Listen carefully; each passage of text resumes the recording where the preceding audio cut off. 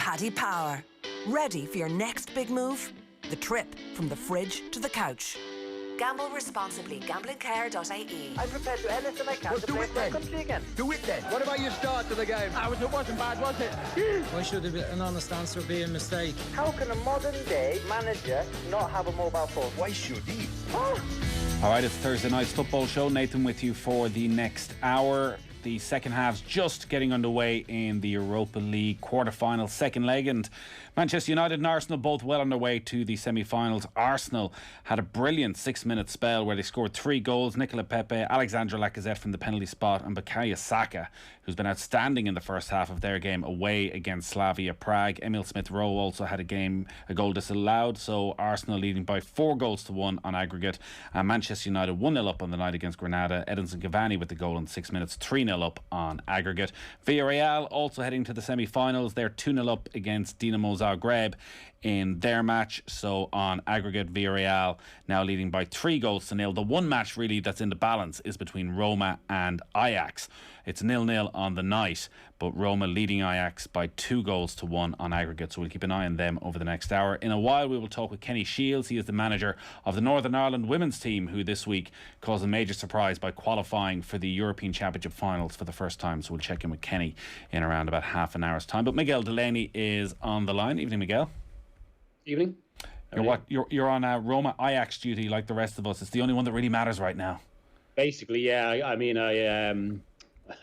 I got fed up with the other two games. Well, not fed up, but just there's nothing on the line, and there's nothing worse than watching sterile football in that way.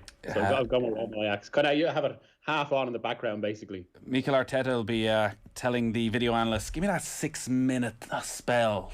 Give me that 6-minute spell. It's going to be in the highlights package of what we can do." But we rarely if ever see that from Arsenal this season. The inconsistency, the change of manager hasn't ended that. Where are Arsenal? Is an 8th place finish and a Europa League final a good season for Arsenal? I mean, they feel like this is the strange thing with Arsenal. They've actually had some really good performances this season, particularly in big games. So it feels like they should be better than 8th place, and they are better. But then it's been undercut by some, dreadful performance. Not out of nowhere, but like one seems to come along every few games. Now, I suppose there is a little bit more of an excuse in the last few weeks because it's become pretty clear that they're prioritising Europe. This is I think that's why tonight was actually relatively impressive, because they pretty much staked the season on it, and there was a real sense, there was a bit of gloom after the first leg, as if they might have blown a chance. Slavia hadn't even been that good in the first leg, having knocked out Leicester and looked good earlier in the competition. And yet Arsenal kind of went down to that almost inexplicable and needless equaliser late on. So there was a little bit of pressure on this, especially given it's their route back into the Champions League. So I think it was a big performance in that regard.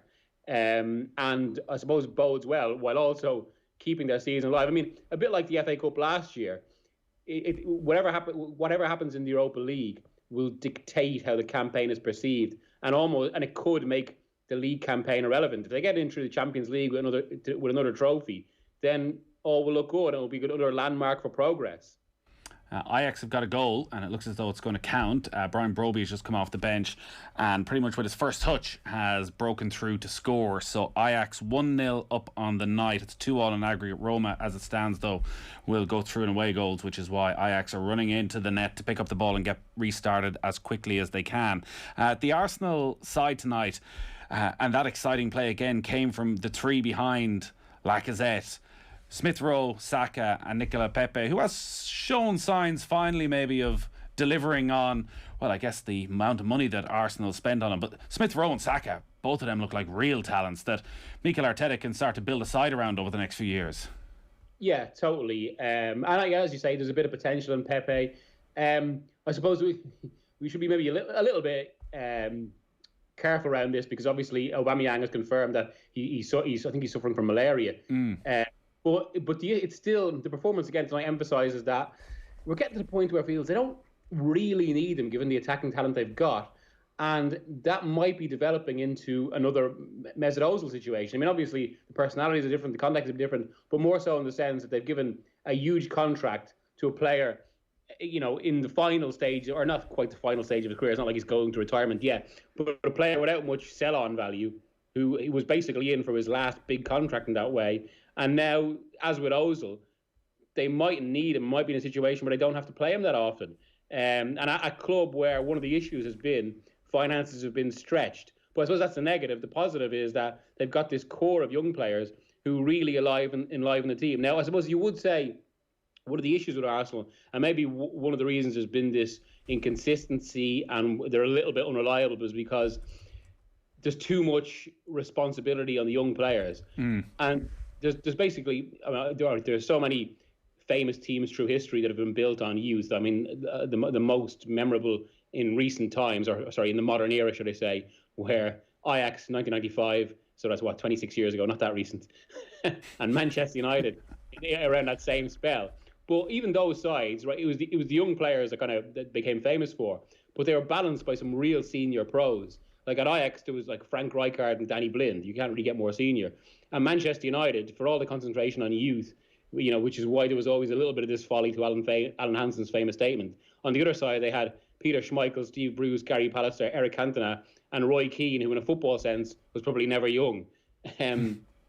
Whereas Arsenal, bar David Luiz, who kind of, I suppose, brings his own debate and baggage, they don't really have too many players of that ilk, and it puts more responsibility on these young players. And there's no one really there that feels to set that standard, and it's why maybe they need maybe to balance out some of this. Maybe they do need some kind of some camera to go way back. It almost sounds like they needed a Dave Mackay at Derby County in the 70s. But I'm not sure how. A bit like some of Martin O'Neill's stories about Nottingham Forest back when he was Irish manager towards the end. Not sure how relevant even that is towards the modern game anymore. Yeah, who is the modern day Dave Mackay? It's a question I'll ask John Giles next week, who maybe might be able to give us a perfect example. I was talking to Kenny Cunningham. We were doing commentary on Arsenal a few weeks ago and about what they can do to improve, and he was saying obviously still a very soft shell he feels at the back. That Xhaka, while there's unbelievable talent there, it still feels as though there's no consistency at all. If they are to go and build around this group of young players, financially, where are Arsenal? Are they a well-run club now? By the sounds of the contract they gave to Aubameyang, it doesn't sound it, and some of the other moves behind the scenes since Arsene Wenger left. Are they a club that you look at behind the scenes and think, yes, they have everything in place to go and do good business in the transfer market, or is it just so hit and miss? No, I think basically they're still adapting to the post-Wenger era, and that can be indicated by the fact that contract was offered to Aubameyang, and since then the structure has changed. Obviously, the big one is Raul Sane's gone. They've streamlined it. It feels like Arteta in that time. I'll have to check the technicalities of this. I don't think he's been promoted, or maybe actually I think he has been promoted from head coach to manager. And it feels like that's the case. That his own responsibilities have gone up, and he's got more authority with Edu above him. So that's still like the hierarchy of the club has still been in a state of flux. Obviously, then there's been this wider issue which feeds into this, I suppose, ongoing debate from last night about ownership of the top clubs, where Arsenal actually have some of the wealthiest people in the world owning the club in terms of the Kroenkes and his wife, but it's not exactly like there's much investment, and from that perspective, almost like a bit like a lower grade Manchester United and the Glazers, because the turnover isn't as high.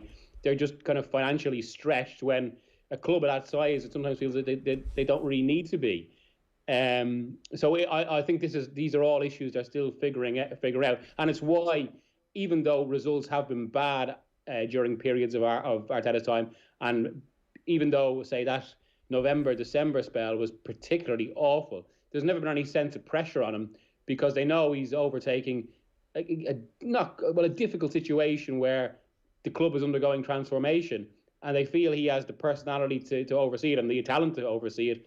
And there are probably more ructions to come as they try and get back to what they should be.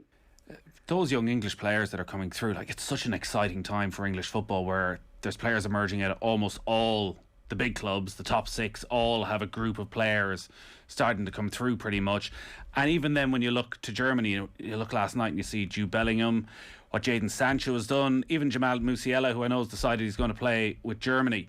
Those three players in particular, and the decision to go to Germany, have they just been very well advised that actually as a career prospect, moving to the Bundesliga, you'll get opportunities at a young age? Is there a reason why suddenly this crop ended up playing in the Bundesliga?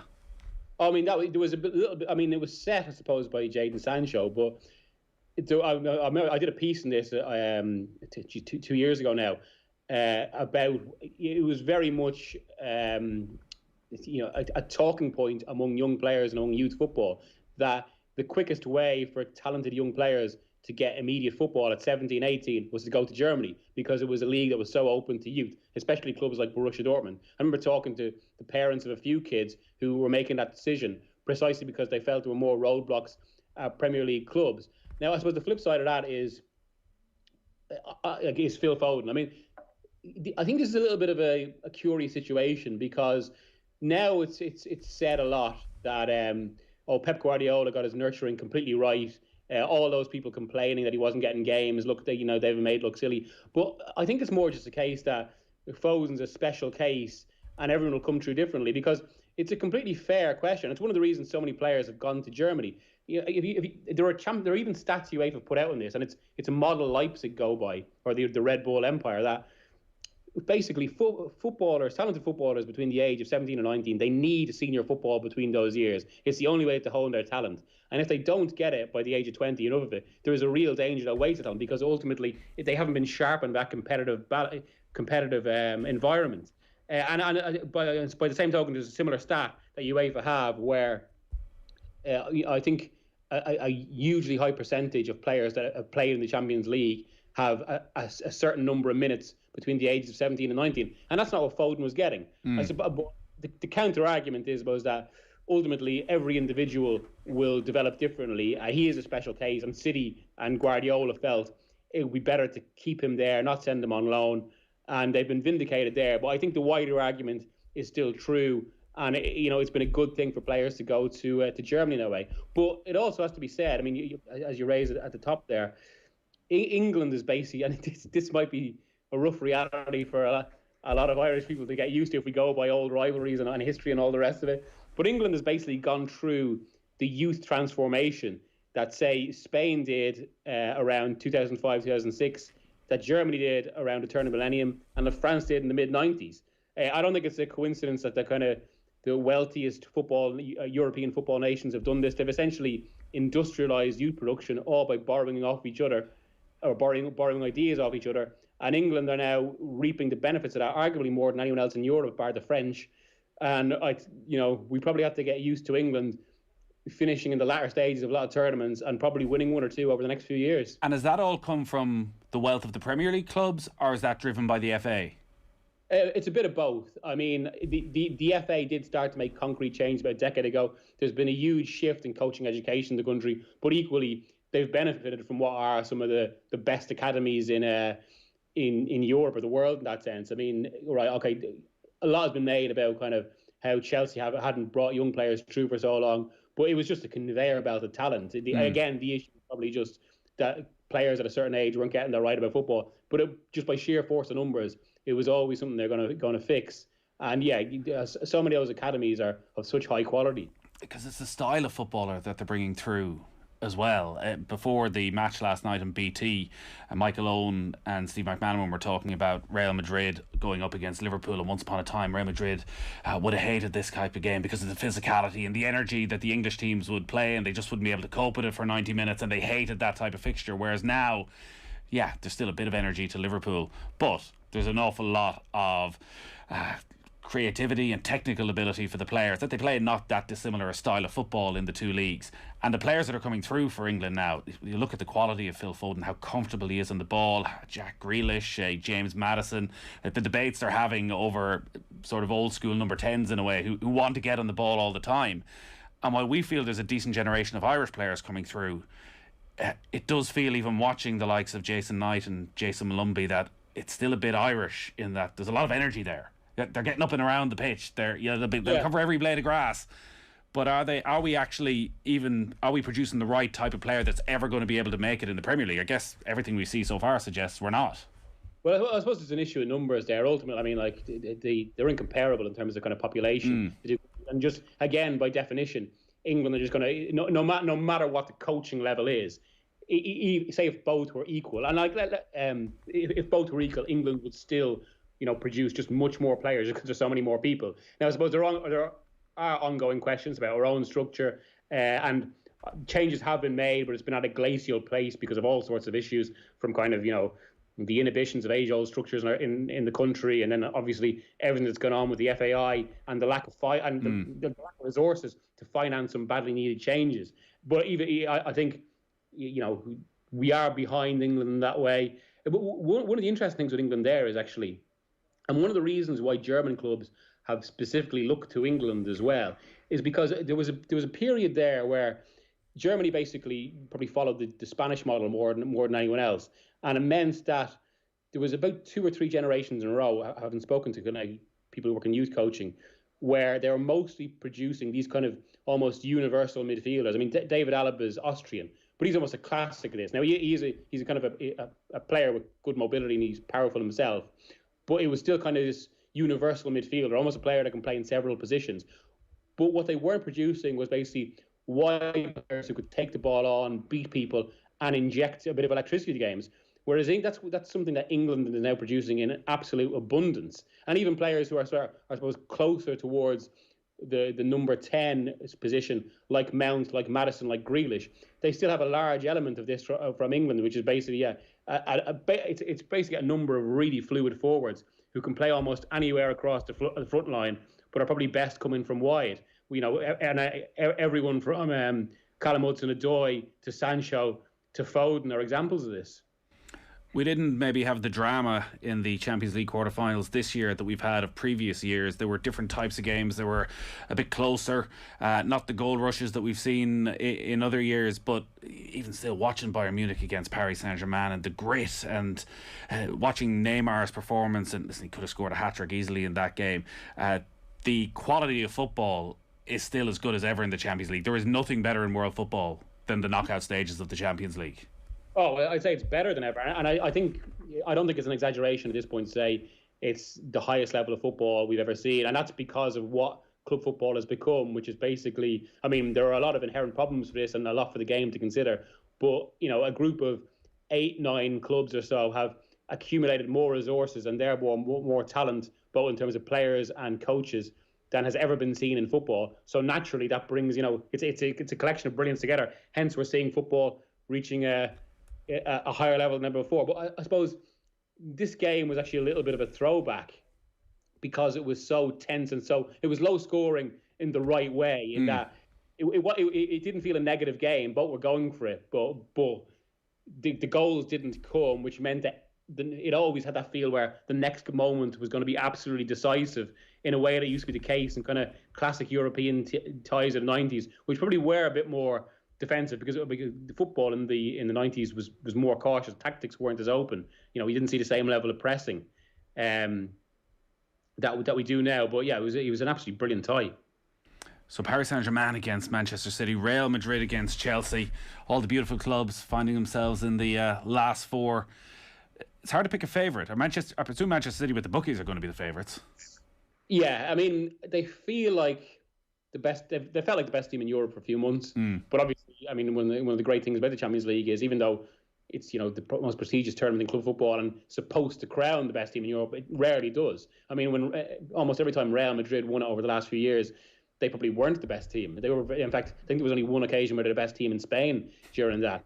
And as Guardiola knows all too well, you can have a season of excellence that can be undone by one game or even one moment. And I do think their match with Paris Saint-Germain is 50-50. And I have to say, I fancied Chelsea for some time. I remember first thinking it, not just because Tuchel came in to replace Lampard, even though that I think it was obviously beneficial for Chelsea to get a top coach as opposed to an average to good coach in charge of what is a really good squad, but also because it felt like at that point they were out of the title race. We're probably going to, I mean, they were quite low on the table, but there was always the feeling that was going to fix itself and they'd end up qualifying for the top four relatively easily, and I think they will do that. But also because of the depth of that squad, I think there was a point in March where all of Chelsea's most used players, so by extension then their best and most important players, they played something like 1,000 minutes less than their counterparts at say Manchester City, at United, at Liverpool, and that's 10 or 11 games in the most congested schedule we've ever seen in football. That's going to have a huge effect. And I think that's particularly important when it comes to the latter stages in the Champions League, when ultimately it comes down to freshness and who's fit. So allied to that, someone who is as brilliant a coach as Tuchel, and before maybe the idiosyncrasies of Tuchel's personality start to have a more, I don't want to say negative effect, but maybe cause some friction and cause issues as we've seen in other clubs. That it's almost like they could be in a sweet spot for the Champions League this season, maybe just barring that goal scorer. What's your best estimate then on Tuchel's idiosyncrasies coming to the fore? Is it pre-Christmas? Maybe towards the end of next season. It'd be interesting to see how. I think it could be a good title race between them and City next year. I mean, he's an exceptional coach, Tuchel. I suppose it helps that Chelsea have a lot of young players. He's one of those coaches. This happens with a lot of these. I don't want to say dogmatic coaches, but these highly ideological coaches, with Van Gaal being the most obvious example, and even with Pochettino to agree, in that young players respond to them better, obviously, because they're more malleable. They haven't had the experience of other clubs where they can go, well, we didn't do that there, so we're not going to do it here. There's basically less resistance with young players, and he's got a lot of Chelsea, so it could bode pretty well. And I think they'll be strong for the title race next season.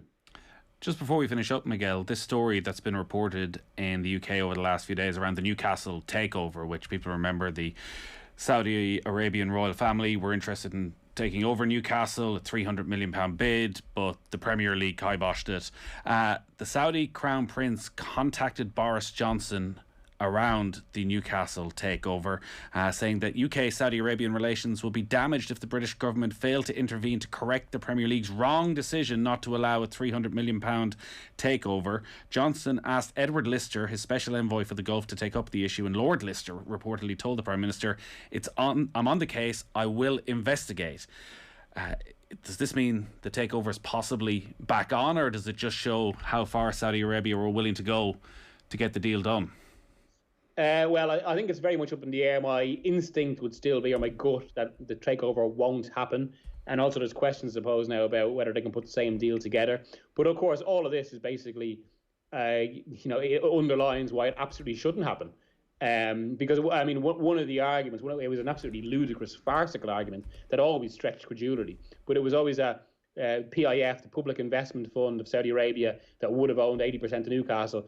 One of the points put forward was that they were some way separate to the Saudi state, which is absolutely, it's ridiculous. And this indicates why, especially when Saudi Arabia is an absolute royalty where nothing goes without the say so of the hierarchy.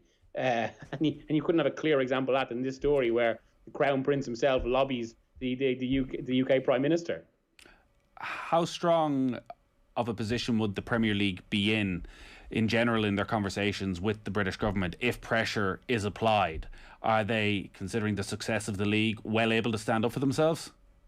Yeah, that's what, and previously, I mean, there are all sorts of stories about how, particularly, when it was the Blair or Brown government, and when Scudamore was in charge of the Premier League, they used to bring the Premier League to, economic expositions abroad, basically, to show the success of UK business, or as an example of successful UK businesses. And I suppose in that sense, almost the Premier League was an element of sports washing in its own right, in that they were used to make the UK look good. But yeah, I mean, it does have considerable clout in that regard, and I suppose as that could be seen. I mean, the situation probably fell favourably for the Premier League the last time, because ultimately it was that deal collapsed really on the other side, which was the actual buyers, because the amount of time it was taken, the various issues that came, and they ultimately didn't answer the Premier League's questions. So it prevented the Premier League really making quite a hardline decision in that way, which was probably diplomatically favourable. But given that there were so many complications and elements to that takeover, and chief among them, although I mean, it's I suppose it's telling about where club football is these days, where the major fall down was basically the issue of pirating one of the Premier League's, or pirating BT Sports, one of the Premier League's broadcast partners, rather than the fact that a state with arguably the most questionable human rights record in the world was going to try and buy a social institution, a club that means so much to its community, and try and use it for sports washing purposes, which of course should have been the immediate reason that this was a non-starter.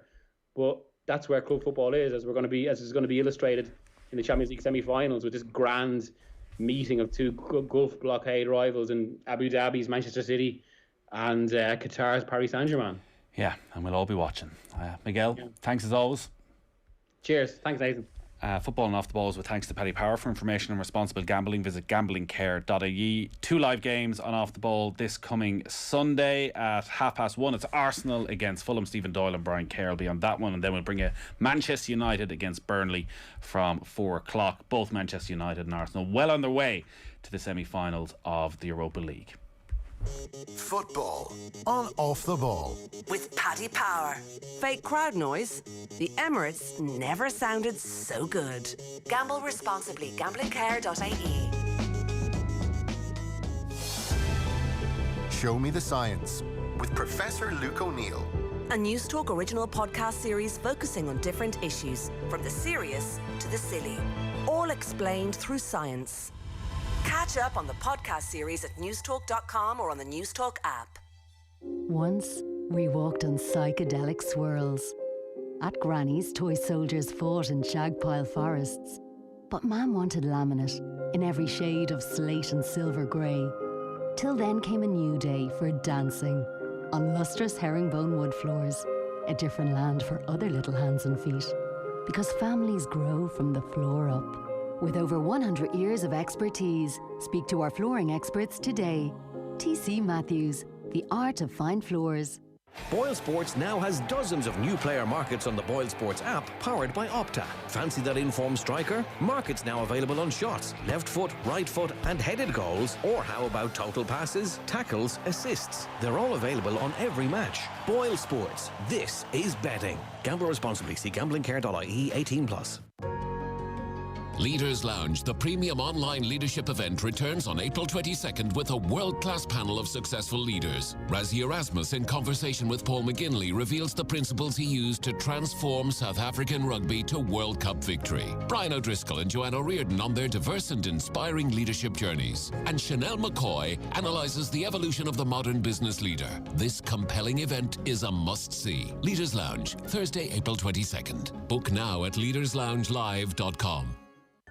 Why have thousands of Irish businesses already signed up for the Advantage card from An Post Commerce? Well, it gives you a massive 34% off parcel labels and discounted stamps too, helping you cut your delivery costs. So make sure your business is taking full advantage of these fantastic savings. Get yours free today at your local post office or visit onpost.com/advantage card. An Post Commerce, for your world. Terms and conditions apply. Over 800,000 people tune into News Talk every week. They tune in to listen. They're engaged, interested, maybe even interested in your business. Whether you're selling to customers, to businesses, selling online, or getting ready to reopen, your next customer could be listening right now. If you'd like to talk to them, talk to us. Email advertising@newstalk.com. Football on Off the Ball with Paddy Power. Champions League nights on Off the Ball. Bigger than Zlatan's ego. Gamble responsibly. Gamblingcare.ie. So, Tuesday night was a historic night for Northern Ireland football as they qualified for a major championship for the first time. A 2-0 win over Ukraine gave them a 4-1 victory on aggregate. To put that into context, Northern Ireland disbanded their women's team at the turn of the century, only got back together in 2004, and it means they're going to be at next year's European Championship finals in England. I'm joined on the line by the Northern Ireland manager, Kenny Shiels. Evening, Kenny. Evening, how are you? Congratulations. Thank you very much. You've had a long old managerial career, stretching 30 years at this stage. I'd say Tuesday night was one of the best nights. Yeah, it was really up there. It was a fantastic achievement by the girls, and I think they give every ounce of energy that they had. They couldn't have done any more or given any more. An absolute credit to their country. It has been put up there as an enormous shock and surprise because of Northern Ireland's ranking, because of the players that you have available, most of them part-time footballers. Were you surprised?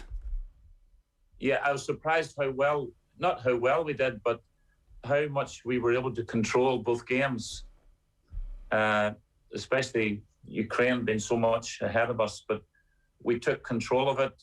I thought tactically over the two games we were very good in terms of looking at ways in which we could beat them, because, they've got what we would call better players than us.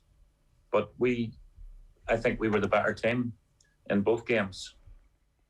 You must be delighted then from a tactical point of view as to how it worked out. How difficult is it, particularly in these COVID times, when you're going up against a team like Ukraine, to get across what you want tactically, where I'd imagine there's probably limited time, face-to-face time with the players. Camps are very different from what you would have imagined as an international coach it would be, where you try and build a bond, you try and build an atmosphere. That, from everything we hear from all international camps, is quite difficult. So to get your message across for the players and for them to be able to implement it must give you enormous satisfaction. It gives me great satisfaction because you see girls, you see the players being so happy at what they do, and you feel as if you've made a contribution to that, and that's where I get a lot of my satisfaction from. And it is football after all, and you have to be detailed in how you present your style of play and how you want to play.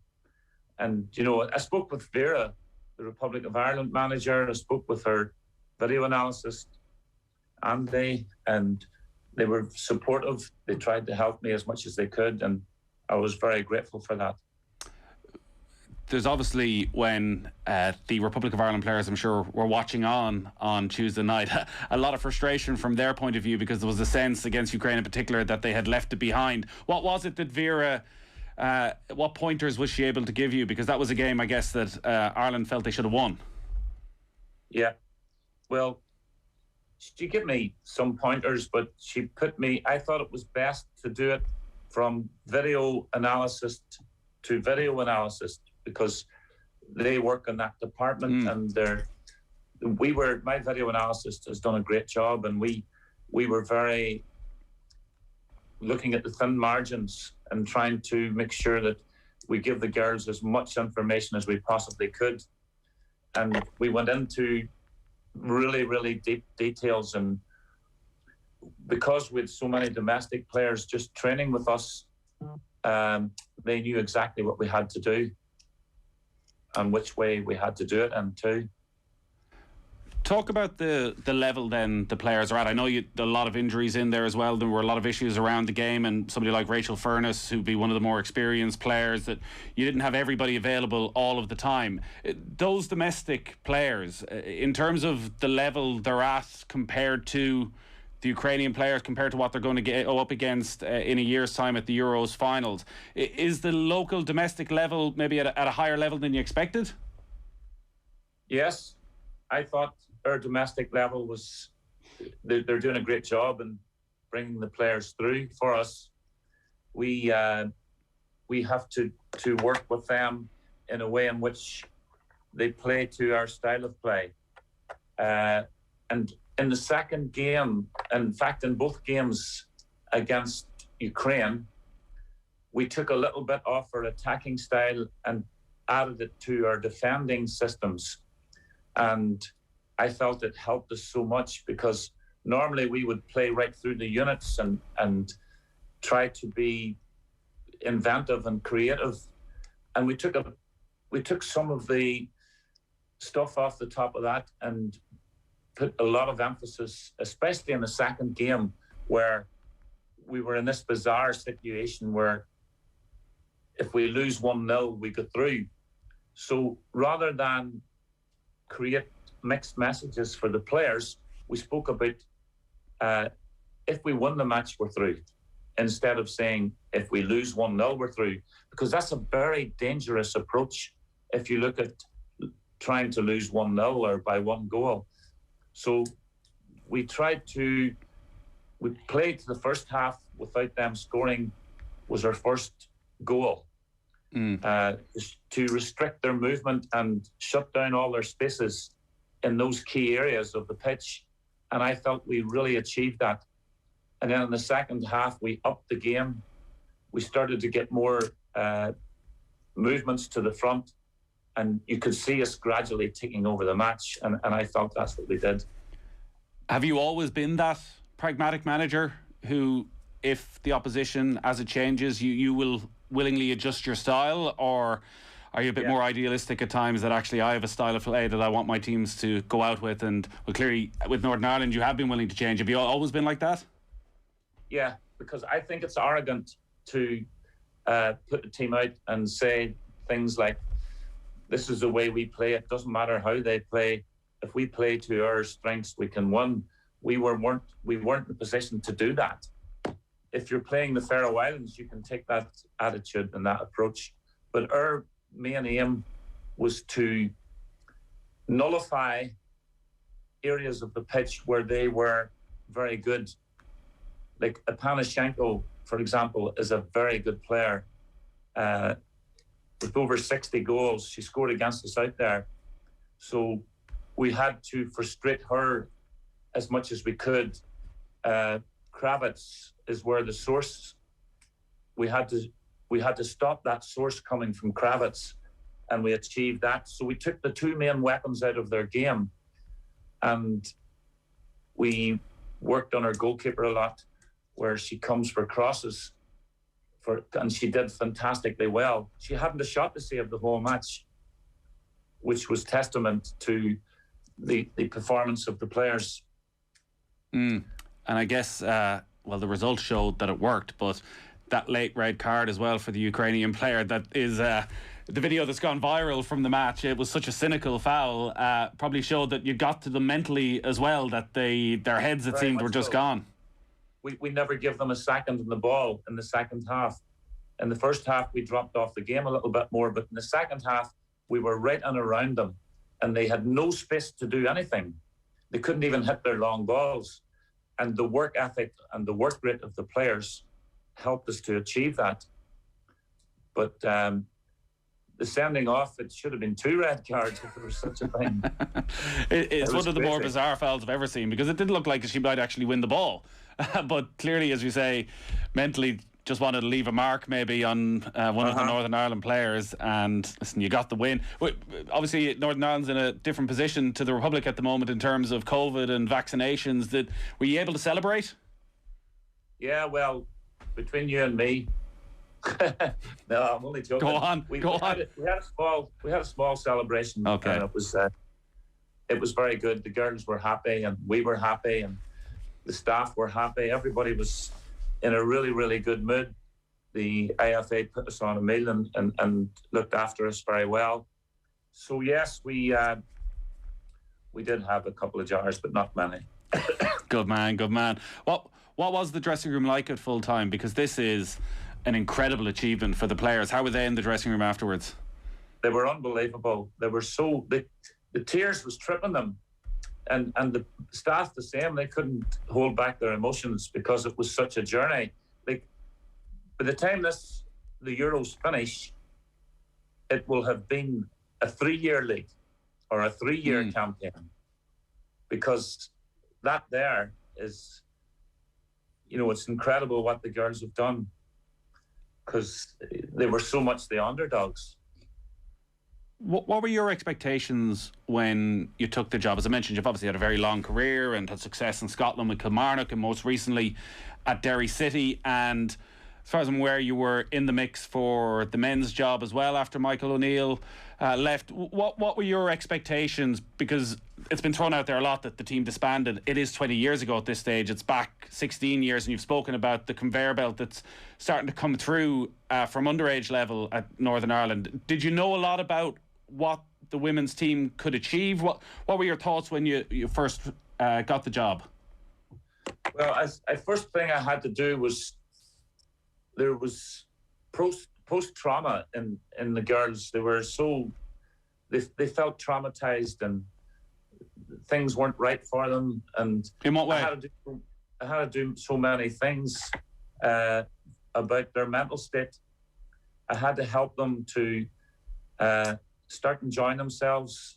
I had to give them encouragement, and I'm not saying all of us, the staff and everybody that mucked in and did a really good job in the psychology of the team.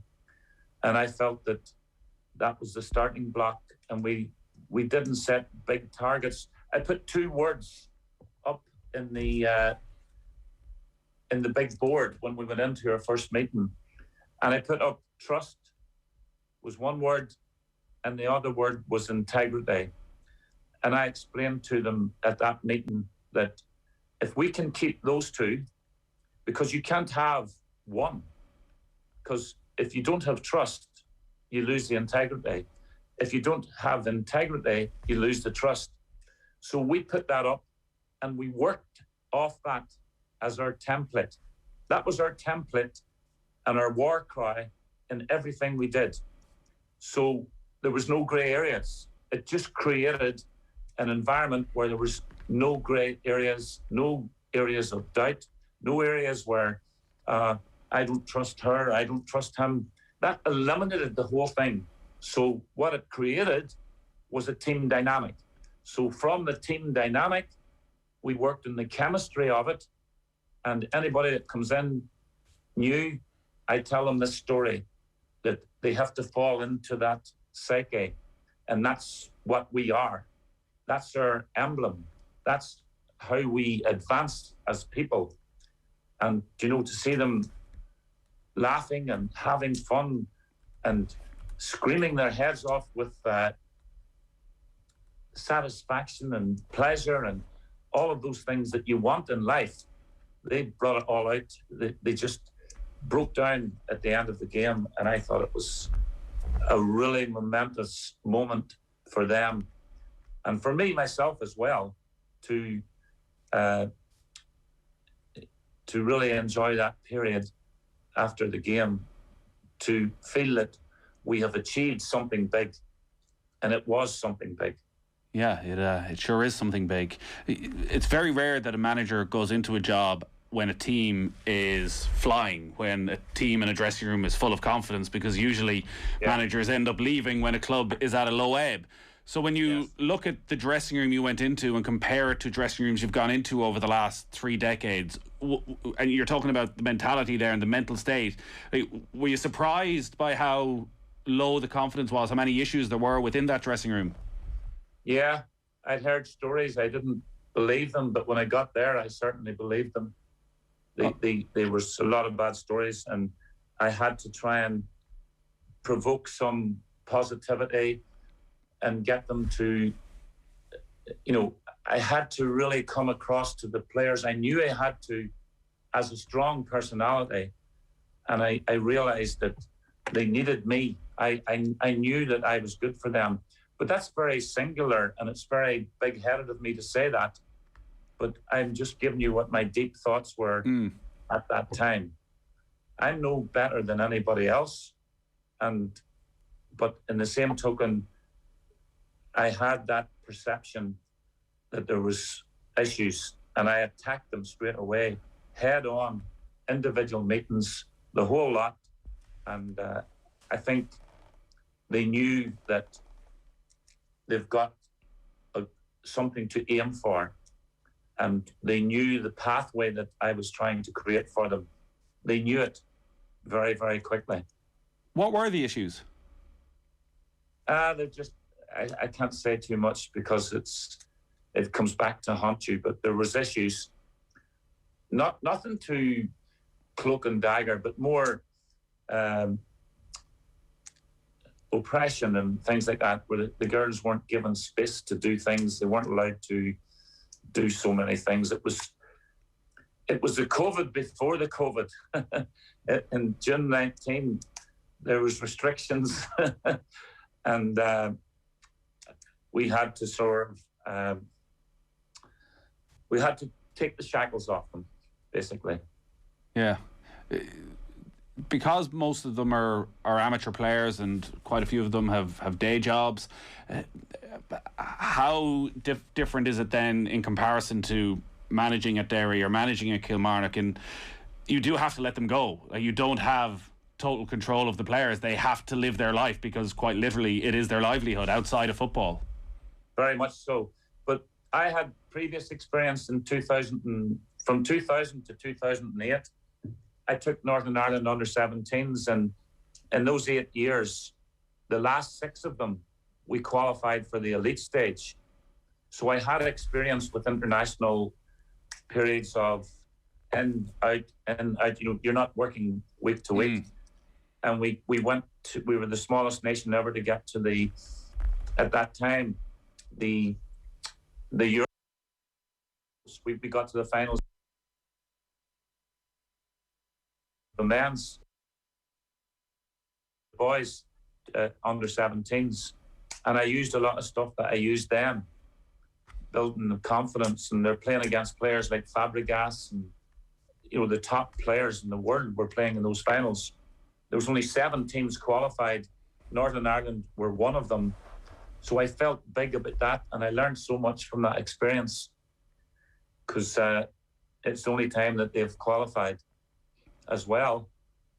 But you're working with a new batch each year, and I felt that was a great opportunity for me, and it helped me when I went to the women's. I felt it is one of the difficulties you now face, is that it's a long wait until the finals themselves, and I think Northern Ireland are going in as the first country. They'll be the only debutants at the tournament in England next year. There's World Cup qualifiers. I think the draw is at the end of this month, and they're going to take place September, October, November. There's a lot of games, whereas generally you qualify and that is the group that you bring to the finals because it's a short gap. There's a possibility here that unfortunately for a lot of these players, they may not get to the finals, that you, I'm sure, will be hoping that over the next year or so that a lot of more players emerge. Yeah, of course. I'm working with the 19s. That's another thing that I do. I bring the 19s into the senior team to train with us so that they're getting education. They're playing against, along with the top players in the country, so their game is kicking on. So I'm preparing for the future as well. I've got the under-19 girls in around us every session. What are you looking for then at the finals? Do you want the big draw? Do you want England? I know you played them recently in a friendly, which gave you a good insight into where they are, a chance against the hosts. What are you hoping for? Well, I looked at the pots today, and in pot number 1, there's England, France, Germany, and Holland. So those 4 will be in 4 different groups. And one of them will be in our group. And then pot 2 is Sweden and those other top nations.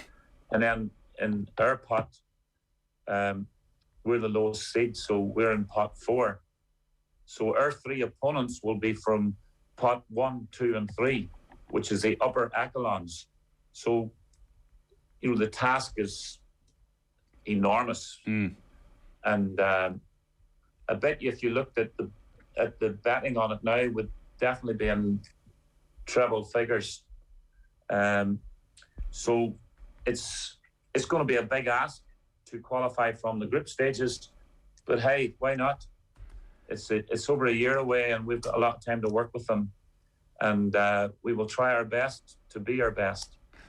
Yeah, absolutely. There's a lot to look forward to. It is, before we let you go, it is a family affair as well. Your son Dean, who people remember as a player around the League of Ireland and who was with you at Kilmarnock as well, is involved. I think he's going on his own managerial journey as well, just starting out right now with Dungannon. What advice are you passing on to him?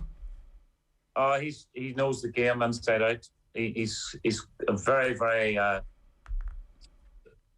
modern coach, and he's doing the same as I did, because when I went in at the start of Carrick Rangers in 1991, 92, I played out from the back then, and we built through the units. We made mistakes, we lost matches, and then we came good after we won the County Antrim Shield after the first year. And he's taken over Dungannon. He's doing the same. He's taken a beating at the early stages, but the players are learning. I can see a mirror image of what I did, and he's up for. He plays very developmental, and the players are getting better. So over the period, he'll do well. He was happy, was he, despite that young idealism, to go with the more pragmatic approach against Ukraine? yeah, he's happy with it. He sets up good. He gives them good education on it and what their requirements are. Yeah. Well, listen, it all worked out very nicely indeed, Kenny, and you got a lot to look forward to over the next 15 months or so ahead of that, starting with the draw as well. Hopefully, it's a favourable draw, but no matter who you get, there's going to be some really enjoyable games in there as well. Congratulations again, Kenny. Thanks for joining us. Thank you very much. Thank you. Football on Off the Ball. With Paddy Power. Ready for your next big move? The trip from the fridge to the couch. Gamble responsibly. Gamblingcare.ie. How do you put a value on real expertise? How do you put a value on the training, experience and precision that only a true expert in their field brings? Well, 8 out of 10 Irish drivers know how. Because when it comes to the value of Volkswagen expertise, 8 out of 10 Irish drivers would pay more for a Volkswagen serviced by Volkswagen expert technicians. Book your classic service from only €179 at volkswagenservice.ie and keep your Volkswagen a Volkswagen. Terms and conditions apply. Boyle Sports now has dozens of new player markets on the Boyle Sports app, powered by Opta. Fancy that informed striker? Markets now available on shots, left foot, right foot and headed goals. Or how about total passes, tackles, assists? They're all available on every match. Boyle Sports. This is betting. Gamble responsibly. See gamblingcare.ie 18+. Have you heard about Loving 30? It's a campaign to save lives and make our roads safer. Dublin City Council is proposing extending the 30km speed limit across most of the city. We want to make the roads safer for everyone, for pedestrians, for cyclists and for all motorists. Driving at 30 kilometres per hour improves driver reaction and braking distance, and it saves lives. Have your say and help make Dublin a safer city. Log on to www.dublincity.ie/loving30 before April 23rd. Loving 30. Slow down. Save lives.